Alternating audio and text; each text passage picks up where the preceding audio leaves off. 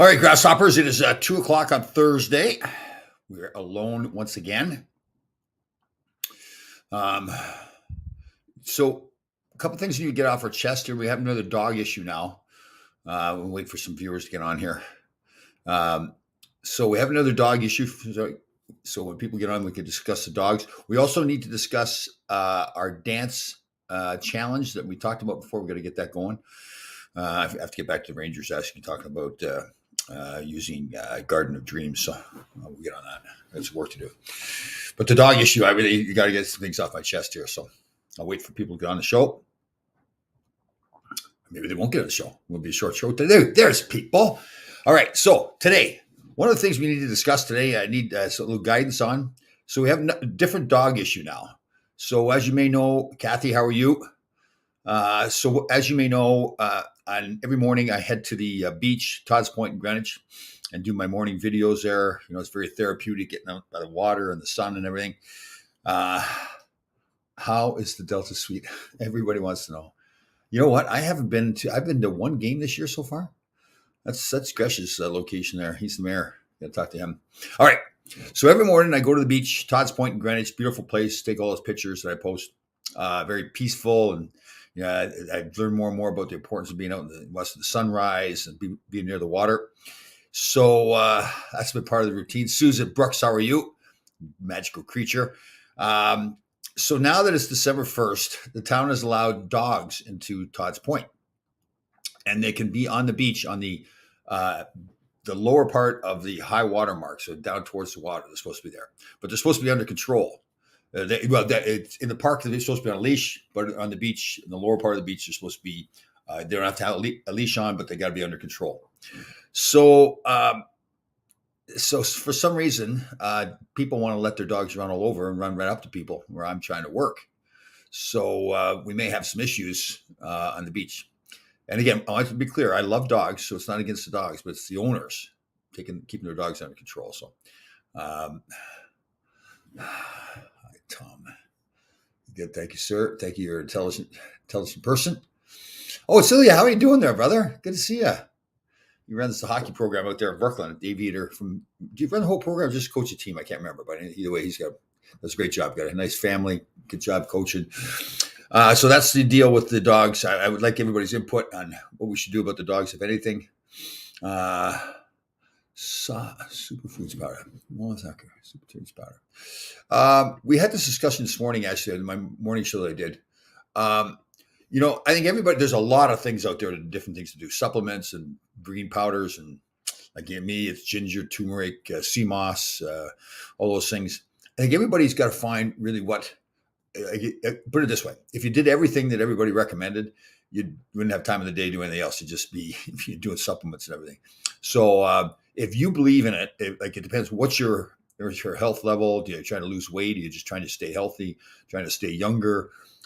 So all those different things have to be taken into account. And bottom line is too, if you take it and you feel good when you're taking it, I really do mean it, then you should take it. Somebody else can come along and say, oh, you need to take this, you need to take that. I really don't believe that. I think you've got to decide. I can give you my advice. Like I said, I like the ginger and turmeric. So I tell everybody, I live with purpose, passion, and intent. So everything I put in my body, I try, not everything, most of the things I put in my body it's put in with a purpose. So the ginger and turmeric in the morning, ginger is great for your immune system. Turmeric is great for it's an anti-inflammatory. Sea moss has got a whole bunch of properties to it. It's supposed to be very healthy, good for your skin and everything. That's like the same thing with avocados, bananas. That's all foods I eat. I make pretty much all my foods. Really do. I don't buy packaged foods very often. So, but again, if you like it, if it feels good to you, yeah, cinnamon's very good for you. So many different foods are good for you. Lots of garlic. They say garlic is fantastic for you. Keeps away lots of people too. If you want to stay lonely, but foods like garlic, ginger, onions. Here comes Susan here. Can't you make an honest report about the unleashed dogs? You can. Yep. It's just, I had a little confrontation with the guy last winter too. I forgot about this. He came on and the dog wasn't on a leash. I said, can't you put it on a leash? He says, call the cops. Jeez. I don't know if it's it's obviously not just Greenwich, but Greenwich is one of those places I think where people just think they can do whatever they want to do. That's my opinion. So unless you throw a ladder down the hill or yell at the dogs, whatever, it just seems like nothing gets done. So, although they did send out our condominium complex should have sent out a notice by email um, to that everybody had to have their dogs on a leash and holding onto the leash, because what people have done is they put the leash on the dog and then they just let go of the leash and the dog walks around. Uh, I actually think that people are, during this pandemic and now that things have gone on, a lot more people are just saying to themselves, screw it. Everybody else is doing what they want to do, so I'm going to do what I want to do. That's my take on it. What else? Do we got our dance challenge too? We got to get going on that, and that's my responsibility. I had reached out to somebody at the Rangers to ask about Garden of Dreams being using that as a charity. I hadn't got a response yet, so I'll follow up with that possibly, hopefully on Saturday. So I'm going to, on Saturday, I'm going to Jacob Javits Convention Center. They're having an award ceremony for the, is it the Paralympics? I don't want to misstate this. What was it again? There it is. The Special Olympics. So I think it's just a ball hockey. The Special Olympics has a ball hockey league. So I'm going to be giving out awards, and I think it's like 2:00 at Javits Convention Center. So that'll be cool. I like that kind of stuff. But again, I'm mentioning that because hopefully the Ranger people will be there, and we can find out about using Garden of Dreams to charity for a dance challenge. So I want to see Susan. So I want to see Susan, Kathy, Danny, yeah, especially Danny, Ilya, you too, Wally, everybody. Bill Kocher did it. He won't dance. He doesn't have the courage to dance. There's no way. So again, anybody that hides his own name, like makes up a name like Contra Didiac, won't have the courage to dance. There's just no way he'll have the courage to dance and post a video. But I know everybody else will. Kathy will, Susan will, Danny Erickson. Well, I don't know. If his wife lets him, Tina. When are we doing this big meeting with Tina? The three of us, so we can clear the air here. I feel bad. I can't sleep at night knowing that she thinks I'm full of what did she say? I think I'm full of myself. Can't believe it. So we need to set that meeting up. Or maybe you mentioned something on the morning show that you were getting divorced. I don't know if that was that night. Follow the script. So I think everybody knows that story, but now Susan brings it up. I thought it was one of the funniest things. So it was that Alzheimer's walk. What was that, like 2 summers ago? I think it was. Yes, I have empathy. All right, hold on. Let me see here, Ilya. I can dance. Want to guest salsa while on vacation competition in Dominican. Nice. There you go. Okay, so Ilya, in case you don't know, we're going to have a dance challenge, and it's to raise awareness for donating money to the Garden of Dreams Foundation. That we're hoping that's what it's going to be. It's similar to the ice bucket challenge that they had. That was for ALS. I guess they raised millions of dollars in that thing too. So that's our goal. So a dance challenge. What was that talking about? Dance? Yeah. So the dance challenge. Danny mentioned this morning about getting divorced or something. I don't know if that's true or not. Ilya's in. Thank you, Ilya. You'll be dancing with us. We want this to grow big. We want big time. So again, my responsibility. I've got to get on this and we'll get it rolling. Susan, what do you think of the fact that Halak went in net last night and the team won? That's just a coincidence. Like Shesterkin was pretty hard on himself, right? Will Kossi dance? Will Kossi dance? Yeah, do not do it on a balcony or anything like that. Yeah. Okay, let me see this. Danny, how could you hold back my wife and kids' laughter if I dance? No, there'd be no judging here. That's the thing. Everybody's just dancing, raising money for it. The only judgment is that you've got the courage to get up and dance. That's all that matters. Okay, that's all that matters. You can't all be like Ilya. Be like a champion or whatever, champion dancer. The salsa. You should learn how to do the salsa. Aren't you? What's your nationality? You're Russian, aren't you? You're doing the salsa. It doesn't work. All right. So, like I was saying, Shesterkin was pretty critical of himself the last game he played with the Rangers, saying how bad he was. It was embarrassing or whatever. Oh, okay. I thought it was somebody else. Maybe it's your wife typing in. Oh, sorry. Didn't mean to say that. I thought you said someone will get a divorce. No, okay. I just don't. Look at it. I feel like you're kind of jumping down my throat there. That never said anything about divorce. It's kind of a terse way of saying it. Like, mind your own business kind of thing. Wow. Okay. I thought we were all kind of family here now after doing all these shows. So I'm heading out. So I've had a busy week. So on Monday, I was up in Cromwell, Connecticut, the Champions Ice Rink. Did one of those things where the Rangers are really good. They have us go up where teams have like a series of practices at night. And so we go on the ice with 2 or 3 different groups. And pretty cool. It's a fun time. Last night I was at the Taft School up in Waterbury or Watertown, Connecticut. And I'm going back up to Cromwell again today. And again, we've got that thing at Jacob Javits Convention Center on Saturday, giving out awards. So that'll be fun. Halakha played well in other games, but had no puck luck. Also didn't get a bad goal. Yeah, I think that's pretty accurate. Yeah, Halak has proven in the past to be a pretty good backup goaltender. I mean, at some points, we thought he's the number 1 goalie, but he's been pretty good at being a backup goalie other places. So, yeah. Let me see here. Yes, I'm Russian. I was not a professional. Oh, yeah, sure. Vacation superstar amongst Puerto Plata guests, besides hockey players who were notoriously great dancers. Are they really? I'm well. I don't think I'm a very good dancer, but you know what? Most hockey players I know don't have the courage to dance. Just to be honest with you, they don't get to dance unless it's like hammered. We should have listener awards. Tom can give the Larry Melnick Award. Sure, that's true. The Larry Melnick Award, the most unprepared listener. That's what it'll be for. Let's see here. What do you got here? Anthony told my wife she needs to embrace her mistakes. Next thing I know, she gives me a That's pretty good, Anthony. Good job. Very nice. Very nice. Maybe it was you that mentioned some of the divorce today, Anthony, earlier. So I don't know. I swear it was Danny, but is what I'm up to it now. All right.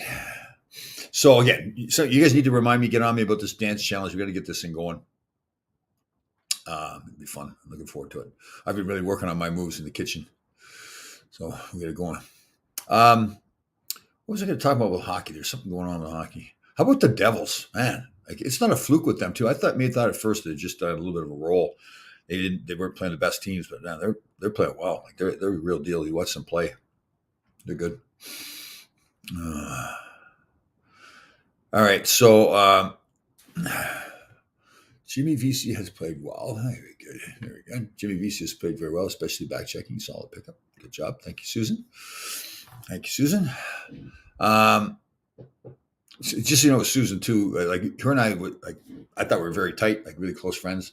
But there's been several instances lately where she's kind of, other people are more important than I am to her. Like I said, Darren Langdon was in town probably about a month ago. We were at a Penn 6 for a little fan get together, and basically Susan blew me off and just hung around with Darren Langdon the whole time. So just so you guys know that, clear the air. Let me see here. You should do an appearance at my daughter's school. She goes to Lyttonhurst Academy. It's a school for kids on a high end. Oh, that'd be cool. I'd love to do that. Yeah. Let's talk offline. We'll get that done. Yeah. Absolutely. That'd be cool. Well, one of the most emotional I felt opportunities I've had when I was up in Marquette, Michigan, I did 2 presentations. One was with the Northern Michigan University student athletes, and the next one earlier in the day was with the alternative high school they had up there. And I don't know if that's a thing. I've really never heard of alternative high school before, but kids obviously have the choice to go to another school. A lot of kids that maybe things have happened to them, smaller school, smaller classrooms. And so after we did that, we then went to dinner with that high school. They selected like 5 or 6 kids from the school. And it was really, they're really into the whole thing about true grit life and, overcoming stuff. And so it was very, very good. And they've contacted me since. One young girl is really sweet. She's posted that I was her hero. So when that kind of stuff happens, it's just like, oh man. Well, since I did breakdancing. Yeah. All right. You get that breakdancing going. Yeah. Oh, here comes Susan's excuse here. You were so mobbed by your fans they didn't want to. Oh yeah. Yeah. Yeah, things have changed. Susan's moved. Oh, that's right. I forgot that at the game the other night, she was getting her picture taken with who was it? 2 different players as well. Ron Duguay was one. Yeah, Susan got a picture taking Ron Duguay. That's embarrassing. Oh God, Ron Duguay. Oh God. Well, yes, thanks for bringing that up, Susan. You're right. So Crystal Tang suffered a stroke Monday night. Is it Monday's game or Sunday's game? And I'd forgotten he'd had one back like 7 or 8 years ago, something like that, and came back and played about 2 months after that. So the team has said this time that it's not career threatening, but just he's near the end of his career, just signed a nice contract, and that's kind of. I don't know how I'd feel about that. If he had a stroke, I assume he's got a family. I mean, too. That's right. 2014. Oh yeah, that's right. Susan remembers. So she got a picture taken with Dominic Moore and Ron Duguay. That's two separate ones. Like it's not together. Like she had to really spread it out to make me feel even worse. So I don't know. It's fine. There's another injury thing I was thinking about too. Oh, who's really interesting playing well is the Toronto Maple Leafs. They've lost their three best defensemen, and I haven't watched them a whole lot, but by all accounts, they're playing better defensively now too. So shows you that my theory is on that the coach probably has been saying all along to, especially the top forwards that they have there, that they do a better job defensively. And it's not like players are rebellious, but, especially if they're successful individually as a team, they're kind of going, oh, okay, coach, but we're doing all right as it is. So now they see that they've lost these top three defensemen. And they say, okay, we really need to buckle down now. And I hope for them, for their sake, that they see that, okay, now we understand what the coach is saying and play better. But Chris, there you go. Yeah, that's the way to take it. Now, sure, who's boss? I got my picture taken with Tom Lade last season. Yeah, there you go, Chris. There you go. Take that, Susan. So everybody's going to dance, right? Except the only person we think is not going to dance for the dance challenge is Bill Contradidiac. Bill throw a whole bunch of letters together and come up with a name. I wonder what Bill's real. You guys really think? I'd like to be interested to see what everybody thinks. Is Bill Contradidiac? Is that really his name?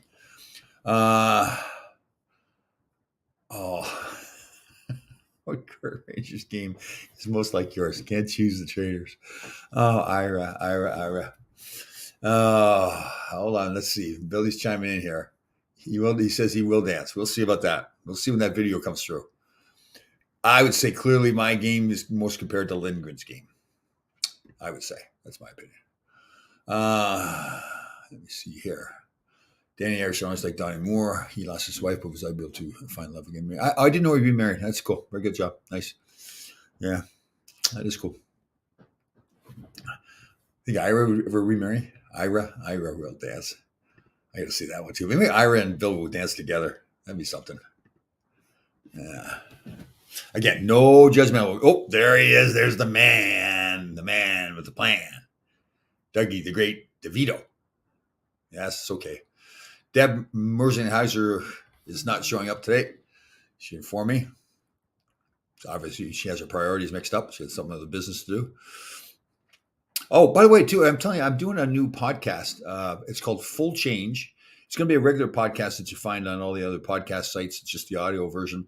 And so Full Change, the story is that we're going around to a bunch of former athletes and interviewing them and talking about their careers. Basically the first half of the show, and then the second half of the show, we'll talk about what they're doing now. We got some taped already. Pretty interesting guests, really interesting stories, especially the guys that I didn't know that I played against. We've contacted some of them and had them on as well. And their stories, for me, are more interesting because it's not the same old stuff that I've known already. So it's pretty cool. Some of the stuff the guys, how their road to playing in the NHL and then the stuff they've done after. So. Yeah, what's the big hat thing there, Susan? Yeah, I saw that. So there's been a few. I think it started with a football. It was the Washington Commanders started at the end. I think it's the end of the game, right? So they give to the guy that wins the MVP or the best player of the game gets to wear the big hat. And they did it a few times, I think. So there was some female rapper that's over the new song too, and she's from St. Louis, so she's wearing her St. Louis Blues uniform or sweater jersey. What do you got here? Wally Thacker. Might have to get Flock over here for a salsa. That's right. See if we get Mel. I think we can get Mel to dance for charity. You better. Ira. Ira. Here's a face for sound laughter. Excuse me, I'm getting bored by Ira's comments. Uh, yeah, the crew's kind of falling apart. More aggression, Melly. I've been working a lot lately, and I haven't been able to catch the show much. Well, thanks a lot for all the attention, Chris. Jeez, work. Everybody seems to be very busy, so I don't know what we lost. Dukes backed out. Dave Maloney, really, I think, in fairness to Dave, it really wasn't just his kind of brand. He was having fun doing it, but I think he realized that it's not who he really is. So, and Mel, who knows? I don't know. Let me see. What former teammates drank the most beer? Oh man, that's a great question. Yeah, pretty much everybody did. Yeah, back then that was part. In all seriousness, that was part of the. It may sound a little strange now, but part of playing and being part of a team back then was the boys being together. Like if you go back, there's a documentary about the Philadelphia Flyers in the '70s, the Broad Street Bullies, and how they had a bar that actually burnt down, and they all wore black armbands to practice one day after it burnt down.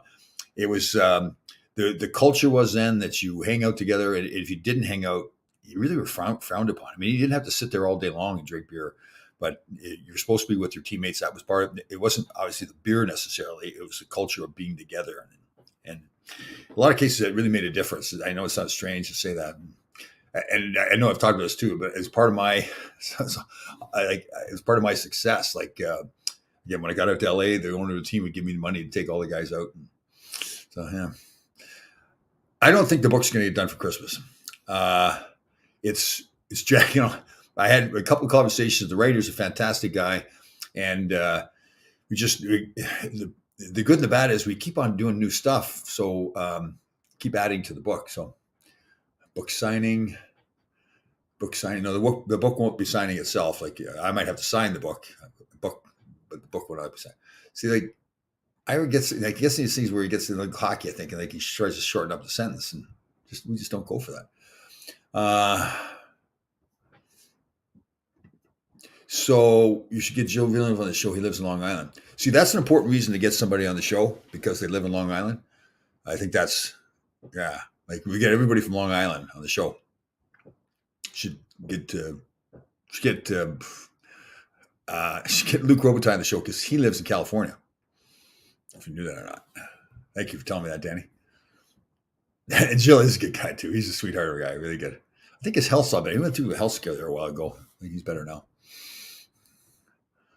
I see that. So we get Ira. Based on that logic, we'll get Ira on the show because he lives in Long Island too.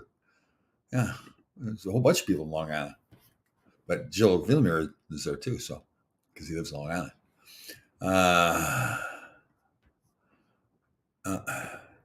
Back then, Sassoon commercials were popular. Yeah, I think they were. Let me see. Oh, Billy, Danny, you'll get the TL chicken scratch on your book. Oh, Danny. Chicken scratch. Do chickens live on Long Island too? I don't know if there's any chickens on Long Island. Because Jill Villemere's on Long Island. We're going to have him on the show because he's from Long Island. Yeah. Let me see. Get Eddie Jackman on the show because he'd be a great guest. See, that's the logic we need right there, right? Get him on the show for a legitimate reason, not because he lives in Long Island.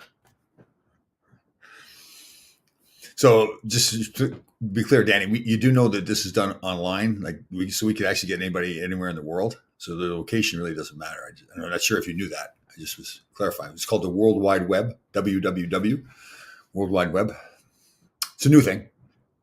Started 30 years ago. How long ago did the computer start? I get Jill Villemere though, because he lives in Long Island. And the computer, I guess maybe the computers work better in Long Island or something like that. I don't know. That's what it is. Yes, I'm actually going to be having Pierre on the new podcast, The Full Change, that I've got going on. So when he's on that, I will also wrangle him up. He's been, I actually have a producer with this podcast. So he contacted Pierre. Pierre was down in Florida, I think, or something. So he gets back, I guess he gets back today. Let me see here. Hold on. Don't forget Stemmer. He's on Oh, that's good. Stemmer's on Long Island. Who else is on Long Island? Boomer Esiason, he's on Long Island, so we can call him up. We get all those Islanders on Long Island too. Maybe we'll call up, Matt Martin. We'll call him up, see if he wants to do it.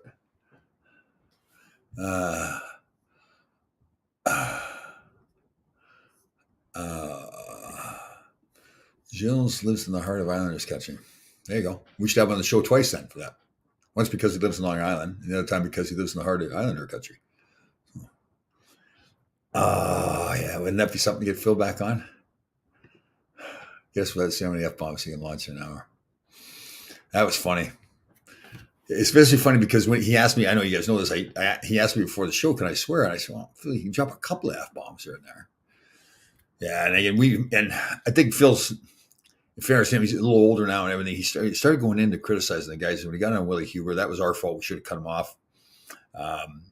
Willie was a fantastic guy, great teammate. Willie's only problem was how big he was. He was really a skilled guy. He really didn't always play the big man game that they wanted him to. So it's kind of, he was probably more suited to be like a smaller skilled guy, but he was actually a very good player. Good shot, really moved the puck well. Like I said, a good team player too. So, yes, we are. So I guess how it works, there's a place that you kind of park the podcast and then that sends it out to all the other locations. So I think it'll be on all Apple and all those places where you get the podcast, but I'll let you know. We've got a few of them taped already. We'll probably, hopefully before Christmas, get them out there. So they were pretty interesting stories. And like I said, the guys that I knew were interesting as well, but there was other guys that we've talked to that I didn't know as well. And, it was just more of an interesting conversation. Not more, a different type of interesting conversation about how they got to the NHL and what they did since. Kotze will come on and show you 5 cheeseburger. 1 cheeseburger won't do. You're not telling the truth. It's going to be done. So,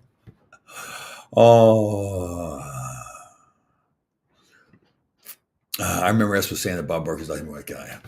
Yeah, Bob Burke was a good player, very good player. He was assistant captain for a while here too. So, no, he's a very talented athlete, strong guy. You remember, like Phil grew up a long time ago in the old, junior A, entirely different culture. Bob Brook, he was a Yale guy, very intelligent. It just was a whole different animal than what Phil was used to. So I could see Phil not being very high on him, but he was a good guy. Like I said, I thought he was a tremendous athlete too. So, but he's definitely different than a lot of us, which wasn't all that. So I was different too. So. Let me see. Last night, what do you think of? I did not see a play after he came out of it unscathed. I did not see what happened. I was actually up in where was it? The Taft School up in Connecticut, so I didn't see what happened.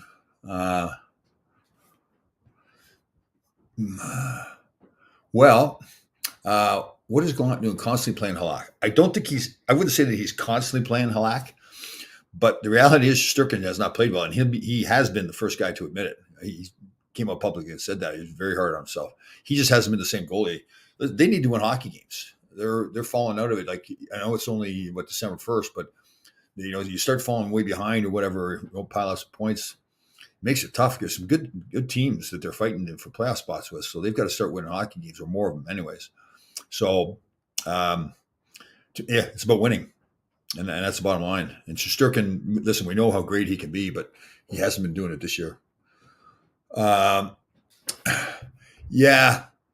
should play tomorrow. Sorry, Mike.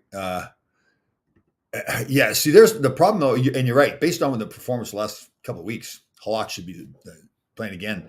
The problem is, you can't lose Halak. When I say lose, I mean if he loses his confidence, you've got a valuable asset that you're not going to go very far with if you don't have him in net. So they've got to be careful with that. But again, like I said, they've got to win too. So that'll be interesting. I would think that they would put Shesterkin back in. I mean, the goaltending coach they've got has been through this before. And it's not just the X's and O's. It's the mindset of the player too. So Marty Burr played 78 games at age 38. Nico has sat 7 games already. He hasn't played well, bottom line. And it's a different time. And I understand which, and I'm with you too. I think it's strange. These guys are in better shape now, but they play less, the goaltenders. But there's all this. The analytics tell them that in the second game of back-to-back games, they don't play as well. All this kind of stuff. So they don't. They want to play their number one goaltender less, like usually around 65 games out of 82. I'm with you. But again, everything has changed, right, since Marty Brodeur had played. So to kind of compare, the training methods have changed, the stuff that they know about the game. Bruce, I hear you too. I don't think analytics are BS. I think analytics are part of the evaluation. You've got another source there in analytics to make decisions about what you do with your athletes. But I don't think you make your decisions just solely based on analytics. It's just another tool that you use, along with the eye test, talking to the player, knowing the player. But again, people get in trouble if they just rely on analytics. Aren't the Yankees really into analytics now? That's the big thing with them. I think if you just rely on analytics, to just rely on anything, like you've got all these sources of knowledge to sort of use them all is probably more accurate. But let me see here. Do you think the Ranger team of 80 85 would have been better if they hired Don Cherry? No, not at all. No. Herb was fantastic. There's some guys, for me, he was fantastic. Yeah, I was one of his guys. Other guys like Dave Maloney, Herb didn't want him on the team anymore. Gresh didn't always play all the time with Herb. But like Clark Gillies said, when we lost that year, it was 84, we lost to Kenny, when Kenny Moore scored the overtime goal. We had Clark Gillies on the show. He said that he thought that if we had beat them in the playoffs, that we would have gone on and won the cup, or at least gone to the finals. And I do think we're that good. I thought Herb was a brilliant coach, maybe a little bit ahead of his time, but Don Cherry was not a X's and O's guys at all. He was, yeah. Let me see here. I still tell you, no question. Yeah, you have to look at the player and say, okay, how good do you think he is? How skilled is he? How does he participate? Some guys are super skilled in practice, but they get in the game. Or some guys are great skaters, and they put a puck on a stick, and all of a sudden they don't know how to skate anymore. So it's again, looking at their skill level. How well do they understand the game? How much are they willing to compete? What are they like as teammates? And the analytics, all that stuff goes into play. So, no. Herb was great with younger players and older players. Yeah. No, I listen. I think Herb was one of the best coaches. Well, yeah. For me, I had my college coach and Rick Comley and Robbie Ftorek. I thought was a good coach. Every coach has a different style. Like Gerard Gallant is more of a. It's not all about his system. It's about the players going out and play. Other coaches are all about system. Herb was more about system, and I was better as a player with the system. Let me see. Yeah, I totally get it. But right now, Shesterkin sucks, and he's just not playing well. And he's the first one to admit it, especially based on what we know he can do. So you can take all those numbers, and you're totally accurate in that. But he needs to play. He needs to play better, I should say. Nick Fotiu and with Don Cherry and Small Garden would be great. With Cherry, Nick would have scored 15 goals in that 200 pound mess. Okay. But Herb's still a better coach. No doubt. No doubt about it. Herb was just, and again, and I should be careful to say better. Like I said, there's all different styles of coaches. Herb's style, and what Herb was really good with, there's no wishy-washy about it. It was Herb's style. He was going to get the right players. Like the line in the movie, he says, I'm not looking for the best players. I'm looking for the right players. And that was the way Herb coached. And once you got the right players in place, then they would win. And again, but a lot of our lack of success was the Islanders. How many times did we lose the Islanders in the playoffs? And they went on to win the cup. So it wasn't like we were losing to a team that lost in the next round. So, Don Cherry's best fighter coach ever. Look at Wednesday with 16 wins. Oh, excuse me. Yeah. So most times with the fighters like that, they're fourth line players that don't play that much. Don Cherry loved the fighters. He loved all those guys. So the large part of the success, and when they deserved it too, they'd go and they'd play too. They weren't just guys sitting on the bench. Like when you went in to play Boston, I remember my first year you going to play Boston, Like most teams at that time had 2 or 3 tough guys. They had 8 or 9 or 10 tough guys, but they could play too. But a lot of the tough guys could play, but coaches just didn't play them that much because they had other guys that could play better. But Don Cherry liked those guys and let him play too. Let me see here. Kudos to Pat Maroon. Jack Edwards' comments are not acceptable and should be addressed by the Bruins. He thought he was being funny. Quite the opposite. I missed that. So Jack Edwards is the play-by-play guy for the Bruins. What did he say, Susan? I didn't see that. Yeah, that's the problem, right? I mean, you got to be so careful. You start thinking you're being funny and you end up insulting other people. But I did not see his comments. Yep, Herb coached the Utica Devils. Yes, he did. Yep. Listen, the problem with Herb too was that he didn't really like people above him trying to tell him what to do. Like the way he acted in the movie was Herb Brooks. He was going to do what he wanted to do. And again, especially working at MSG, it's a publicly traded company. You've got bosses to answer to. You can't just go do whatever you want to do. I mean, you can certainly fight for what you think is right, but and Herb was going to do what Herb wanted to do.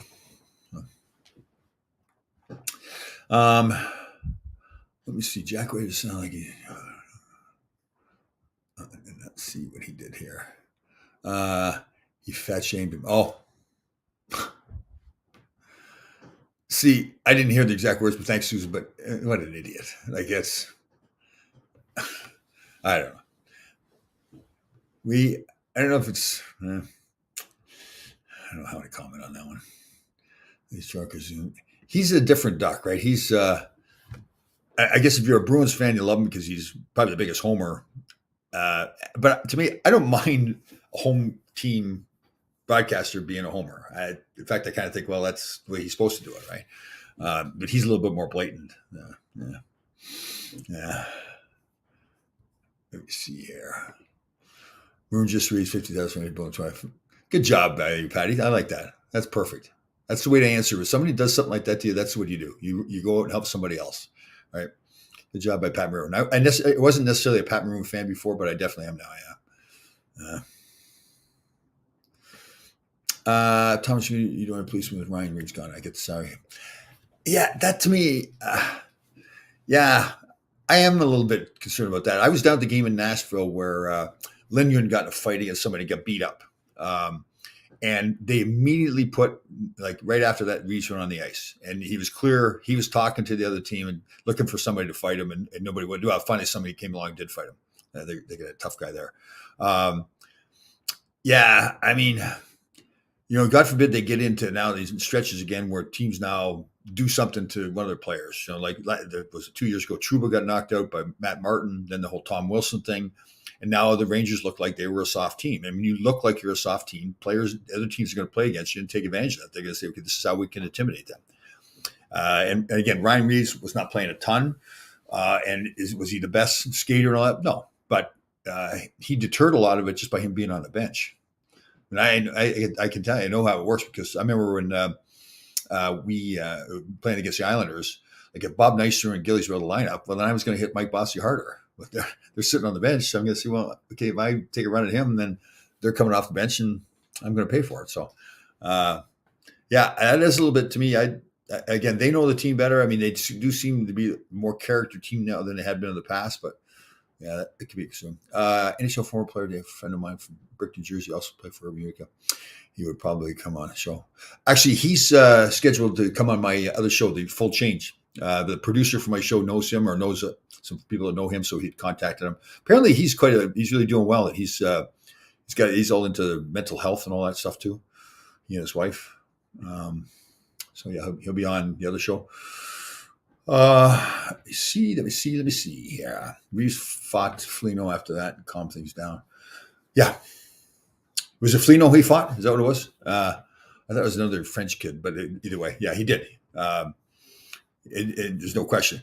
And even, so you knew that kid knew when he beat up Lindgren that, Reeves was coming after him. That's the way he plays. So yeah, there's no question. I mean, that's just nature thing. But again, they've got to look and say, listen, we have to make some sacrifices someplace to get under the cap so we can, I can't remember who it was that they were getting back in the lineup. Nicky calmed a lot down and never dropped his gloves. Tim Hunter told me the impact of me.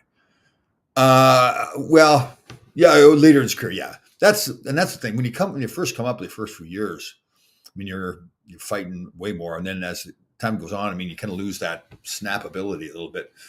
Like a lot of it is you just got to, with most people, some of the fighters were more strategic fighters, like Darren Langdon, who was a client of mine that played, and he would still get mad, but it was more like he was really smart fighter. So.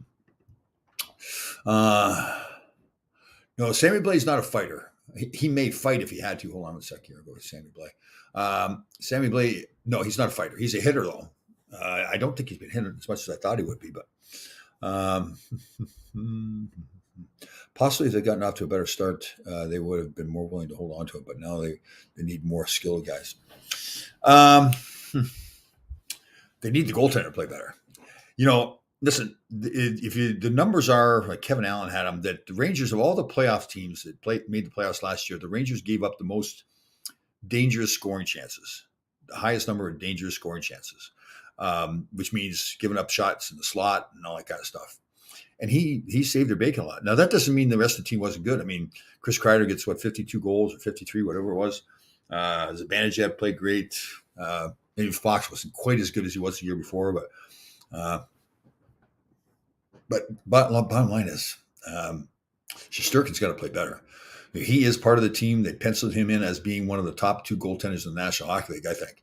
But he's not playing like that right now. So they're missing that part of their game. It gives the rest of the guys more confidence.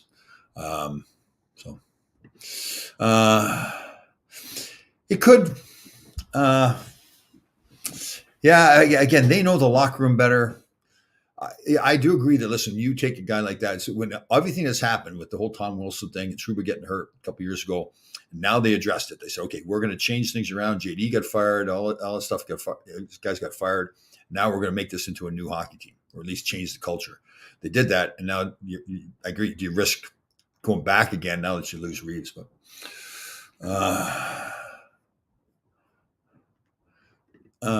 McPhee skill, he didn't have to fight as much as he did. I think George liked fighting too. There's too many guys that did, but I think he actually did. But I mean, he had skill, yeah. But part of who he was being a fighter. Especially, now we going into at Philadelphia in those days and the Islanders and that. So, yeah. I'm sorry, but Kakko is stiff. It's so soft. Avis is playing him, for God's sake. I'm tired, Kakko. Well, be patient, right? I mean, I say it over and over. Nathan McKinnon is one of the top 5 players in Colorado. He's one of the top five players in the National Hockey League right now. And at this point in his career, compared to where Kakko is, people are saying the same thing about him. People are wondering that if he was going to play or not. And again, he's one of the top 5 players in the league right now. So it may turn out that Kakko is not a good player, but I don't think you can say that yet. He's just, when you're a young player like that, he missed some time with injuries and everything. I would not. You may be totally right. We may look back 5 years and say, you know what, you're right. He's a stiff, but I wouldn't say that yet. I don't think he's playing well right now, but that doesn't mean he won't end up being a player in my mind.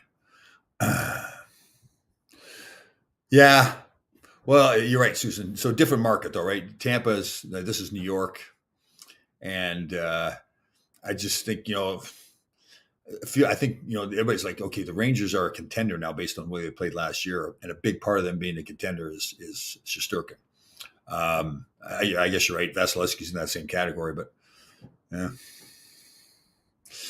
Let me see here. Kakko, much more physical this year. Yeah. Lafreniere's not doing that much either, right? Let me see here. Susan's chiming in here. Where? There she is. It's totally disagree on Kakko. He's playing a much stronger game. Okay, here's Susan's opinion. Yeah, I think it's one of those things too. When you're a high draft pick like that, the expectations, like with the New York Jets, Zach Wilson, he's drafted 2nd overall, so the expectations are high for him, and he doesn't play well, and right now he's gone. Who knows if he'll ever get back? But expectations, right? We got Tony Kakko. Let me see. Yeah, let me see. We cleared up space for Patrick Kane as a trade. No. it doesn't mean he won't get Kane, but that's not why that trade happened, right? They had to get, there's another young player that they had to get in the lineup. And I don't know where this all comes with Kane. I don't know. Again, based on the way the team's playing right now, that trade's not going to happen because, the Rangers are going to be fighting for a playoff spot. They're going to really get going. And again, I think the frustrating thing for everybody who watches that team is how good they can be. And it's just not happening right now. But listen, it's December 1st. It's not like they're, haven't won any games. But let me see. Let me see, Kako. No. And Bobby Clark is one of the best players ever played. He was diabetic too. So I think it's Kako's young. The part of it is too, you see guys like Connor McDavid and Austin Matthews come in as 18-year-olds or 19-year-olds play. That's almost freakish. As a total credit to those guys that they can do that. Most people just start as people and as players aren't mature enough yet. It takes until they're 21, 22 years old before they really start becoming who they're going to be. So, and in the defenseman case, it used to be 25 years old, but I think it's a little younger than that now. But I think it's just a matter of playing them more and more, and I think they know that. So, yeah. Mika's advantage. Mika's the same way. When he first got traded here to the Rangers, what is it? I can't remember the guy's name they traded. I thought, well, that's a pretty even trade because I didn't think he was really doing that much. He's a 10 times better player now than he was when he got traded to the Rangers. There's no question. Let me see. Unless he stuffed the puck in, Laffy seems to have trouble moving the puck. Yeah. I thought I had such high hopes for him this year too, because not that he's playing bad, but I thought his playoff last year was his energy level and understanding his role, playing a physical game. I thought it was tremendous. So, let me see.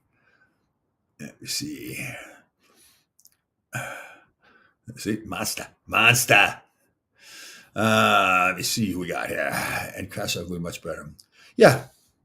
They get older. It's just I get to I went through it myself. What I was as my first year player compared to what I was as a fifth year player was totally different. Your confidence level, you calm down more on the ice. You've been through so many things, so many things are new. He's played a couple of seasons, but let's see here. Kako is 54. It's 100 being soft. Jack's all over him. You can listen. You get your opinion there, but he's not soft. I don't think he's soft. That's not an issue with him. They didn't bring him in here to be a banger and crasher. But, yeah, they played well together last year. No. Listen, I think that with the team too. The team's not playing well right now. They're not winning a lot of hockey games, so it's easy to say that this guy's not going well. And this guy is. If the team's winning, then it's not an issue. The biggest issue we have is Shesterkin. You can talk about all the other players you want. And again, I'm not saying something that he doesn't know. He came out and said it himself. He's got to play better. He plays better, then he can steal some games for the team, and the team feels better about him being back there. That's no disrespect to Halak. He's a good backup goaltender, but Shesterkin has to be out there playing like Shesterkin. And again, he knows it. So whatever the problem is, again, I'm not worried about him because how good he can be. I don't think, last year was not a fluke by any means. That you don't play that well and look that good, and it wasn't lucky the stuff he was doing. So, play the kids as much as possible. I hear you, but they have to win. So you go from game to game too. Gallant he's the kind of coach that says, "Listen, if you're not going, I'm going to play the guys that are going, and I'll keep playing you. But if you're not going, especially if you're not working hard enough, which I don't think is a problem with this team." So, but to me, it all boils down to Shesterkin. He gets out there and plays better. Then, some guys are going to have off nights. John Muckler is a great coach. And I saw him quoted one time saying that if you can get your guys to play 75% of the time at their top level, you're doing a pretty good job. So what's that? Like the lower 60 games out of 82. So, we're 20 some games into the season.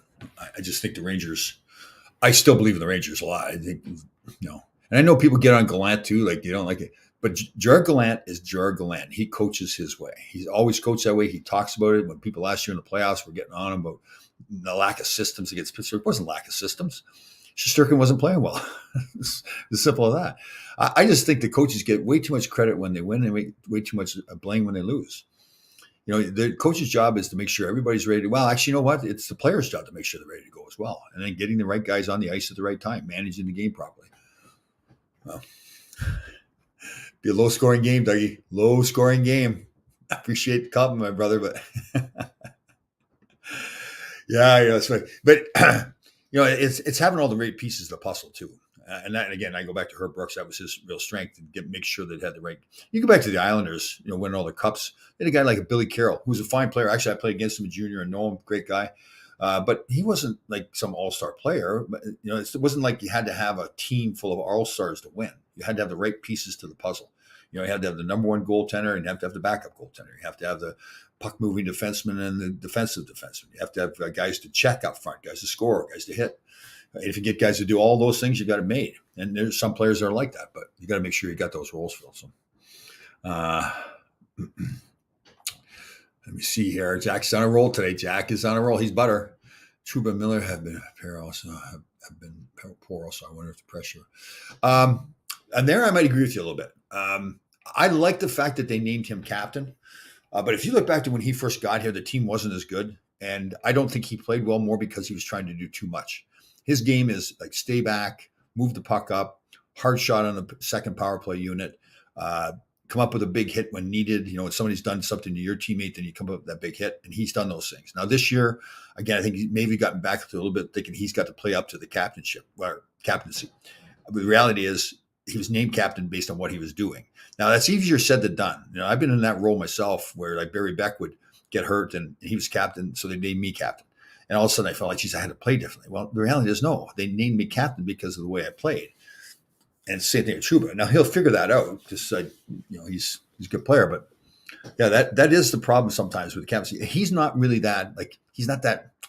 I don't mean Mark Messier. It's hard to compare him to anybody compared to him, but he was an uber confident guy, right? He really believed in himself. And it's not like Trouba isn't confident, but he's not that almost borderline cocky kind of guy. And again, I think that's a good thing. That's what made Messier what he was, is that he totally believed in himself as a person, as a player, whatever. So, let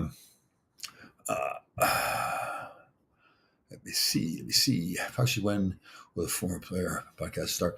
I'm hoping probably the next couple of weeks because we've got a few already made. Again, it's called Full Change, and I'll obviously post it to let everybody know where it's at. But it's again, I think it's one of those places where you post it someplace and then it's sent out to different locations. I'm not quite sure how that works. They got this great guy. It helps me out as a producer. Met him at an event. He'd worked for Nickelodeon. He worked for Howard Stern years ago. So really creative guy, really into all this stuff. And there's a few projects I've got going on with him. We've also got the one. I talked to people yesterday. They did the documentary that is going to be on. Hopefully, it's going to be on Prime, Amazon Prime in the next. I don't know. They're not almost done editing it, so that's going to happen. So a lot of stuff going on. Let me see here. Being the captain's not for all guys. Gillies was not a good captain. Potvin was. Potvin loved it. Gillies did not. That might be some info. I didn't realize that. I never looked at it that way, but you're right in the statement. It's not for everybody. Yeah, some guys, it's just not their thing. They can still be leaders without being the captain too, right? Maybe they don't want to be that number one guy. I loved it. I certainly love being assistant captain, and a short period of time I was captain. Again, just getting over the fact that you're thinking you're supposed to change things. Before Lindgren got 3 points last night, they haven't really been getting any offensive D except Fox. True, yeah. Listen, it's the team just is not playing well. I think Gallant was at the last game or game before where they asked him after the game. They said, what was the problem? He said the team played bad. And again, he said the coaches coached bad. The team's just not playing well. Again, for me, I go back to the lead thing being that Shesterkin is not there to save the day when they I don't make it sound like the team was playing bad last year and he just stole everything. It's more they'd have bad stretches in the game. He'd hold them in there. They'd get going and they'd play. Now that's all teams. That's all great goaltenders are all like that. And he's not there doing that right now. So that changes the psyche of the team, everything. But again, he knows the problem. He knows, I believe that he's this great goaltender and he'll get back to playing. So, healthy cooking podcast. That'd be fun. Yeah, I'd like to do that. That'd be good. Yes, definitely. I like that a lot. So again, I'm going to cut it a little short here today. I'm heading up to again to Cromwell to the Champion Ice Rink or something it's called. A former teammate of mine, Bobby Crawford, runs it up there. He's been up there for a long time, coach. Well, you go up there and talk to the people; they love him up there. I guess he's helped a bunch of kids over the years, and I think he's been there for a long time too. So, and then again, I'll be at the Jacob Javits Convention Center on Saturday. They're having an award ceremony for Special Olympics ball hockey. I think that's what it is. So that'd be fun. I love those things. So, all right. So I'm going to cut it a little short. Everybody have yourselves a fantastic weekend, and we'll see you next week. Talk to you. Bye.